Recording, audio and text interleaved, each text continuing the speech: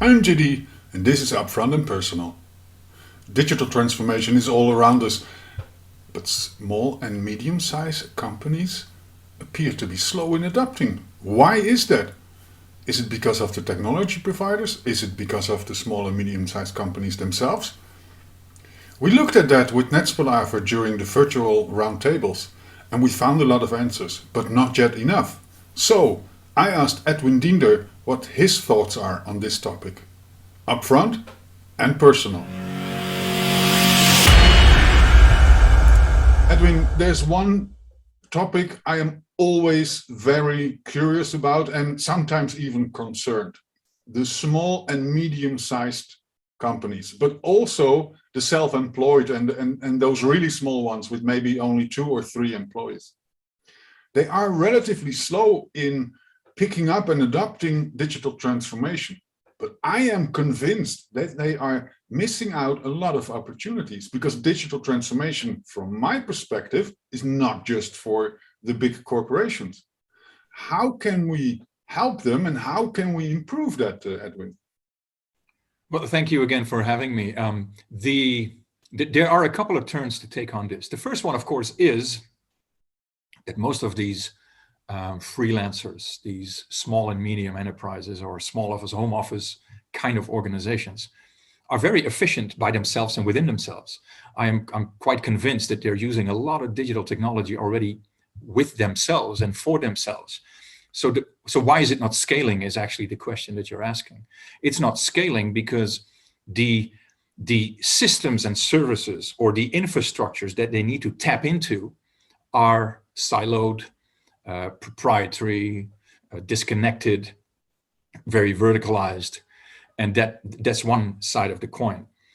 The other side of the coin maybe also sits with the additional systems and services and the ease of process that is not in place yet when it comes to starting up, when it comes to scaling up, when it comes to branching out, when it comes to leveraging. For example, if you're a grad student and you have the brightest idea upon which you just graduated, and now it's time to leverage that and make your own organization out of this, or see if you can have it work and organize that, then you need to follow through with a lot of physical processes perhaps that go along with it.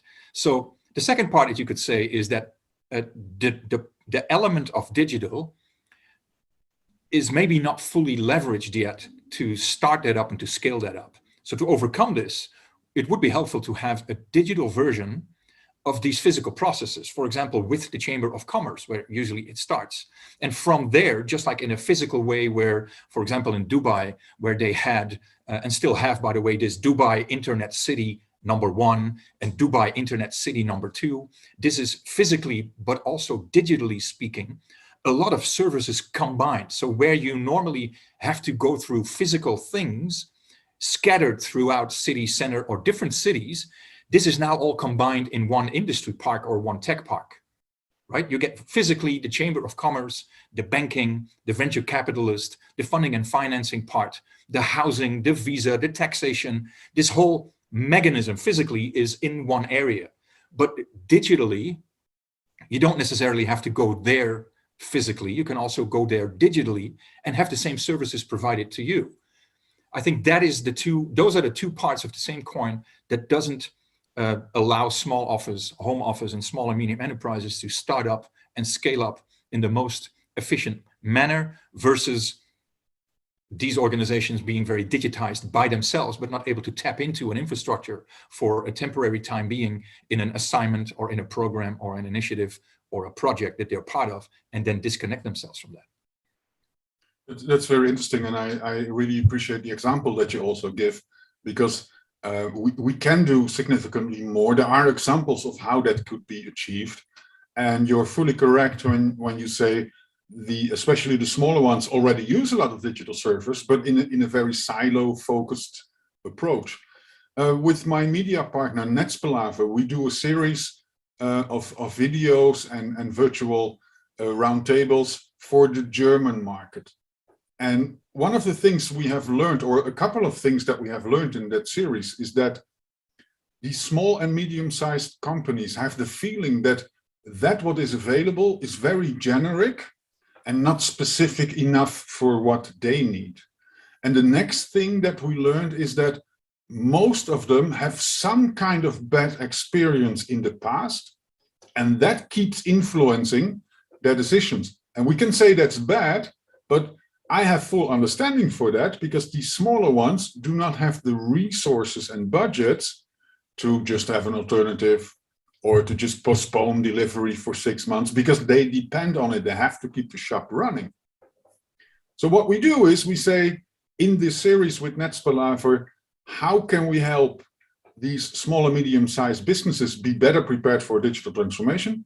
And how can we have a conversation with the technology providers that they zoom in a bit more and maybe offer 100 small solutions instead of the 2 really big ones, and see how we can meet in the middle. What are your thoughts on that? Well, number one, this is the right way forward, because number two, what digital and automation allows you to do is to scale that up to the size that you just referred to versus the size that maybe is required or needed. The power of digital combined with the power of cloud and cloudification, for example, have 2 things very much in common, and which is needed very, very much as well. Number one, it is, of course, tremendously efficient. It is far more efficient from a digital point of view than from a physical point of view, regardless of how you look at it. But most importantly, if you're rolling certain initiatives out from a digital point of view, and you compare that to a physical point of view, if it doesn't really work, and if you would like to circle back or like to make some modifications, in the world of physical, it takes about twice as much time to roll back as it took the time to implement it. So if an initiative took about half a year to work out physically, to have a design for it and to have it engineered, and then to put it in place, and it took about 2 years to then build it, it will take about 4 years to circle all of that back. And it is money down the drain.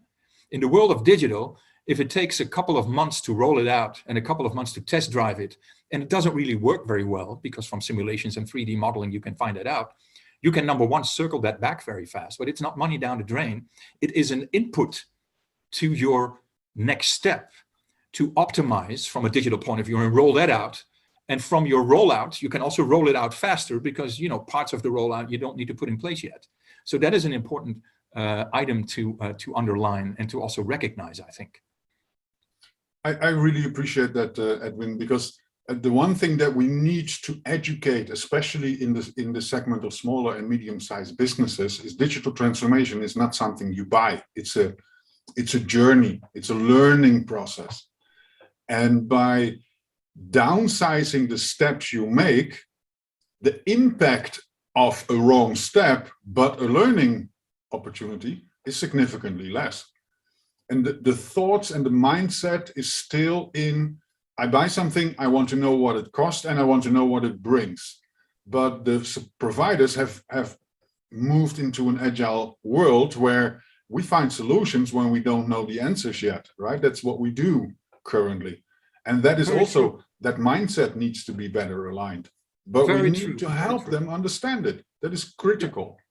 Very true, very true. The point you earlier made about some of them being disappointed, I think it also sits with a transformational change in attitude, so to speak. As an entrepreneur, as a small or medium enterprise business owner, your disappointment has to be input to your next wave of innovation or your next step of development. Your disappointment should not be to turn off and turn down.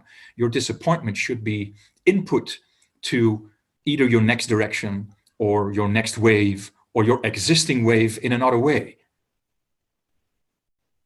You are right as always, my friend. I thank you for taking this hot seat on a topic that matters to both of us. I am happy that you come from a very large corporation, Wu-Wei, with a very global reach. I've spent the majority of my life in the corporate world, and both of us are still able and willing to zoom in on the small and medium-sized businesses and be an advocate for what they need. I truly appreciate that, because the one thing that we have to keep in mind, and globally, it is around 60% of the economy is carried by small and medium-sized businesses. If we look at Europe, that is even a little bit higher. When we go to China, it's not a little bit higher, it's a lot higher. In China, for example, up to 70%. Malaysia, there are a couple of really big and important corporations, and the rest of it is small and medium-sized. There are self-employed, there are the companies that are basically a job replacement, and these people put their entire existence in that small company, which is their job and income. I'm happy that we advocate for them, and I'm happy that we continue to look at how can we help them with digital tools. Edwin, thank you for taking this hot seat today. I'm looking forward to our next session because, believe me, I've already selected a couple of questions for you. Well, thank you for having me. And maybe if you allow me to make a final comment on this part, you're very correct by saying that the small and medium enterprises are the engine of economies. That is so true. And what that means is that as an entrepreneur or as a business owner, the energy that you put into this is the energy that keeps this engine running. So if your energy is put in a certain way, this engine will run in a certain way. The recognition of that and acknowledging that is also a form of empowerment in being very proud and being very energized in the things that you do as a small and medium enterprise business owner. And I can only applaud that. Thank you for having me. The stage You're has welcome, been my set. friend. All preparations are made. The challenge is accepted. Critical questions, real answers, cybersecurity, geopolitics, economy, sustainability. Question everything. Challenge the status quo and dare to see beyond the headlines. This is upfront and personal, with tough questions and real answers. Dr. Ingenieur Johannes Drooghaag.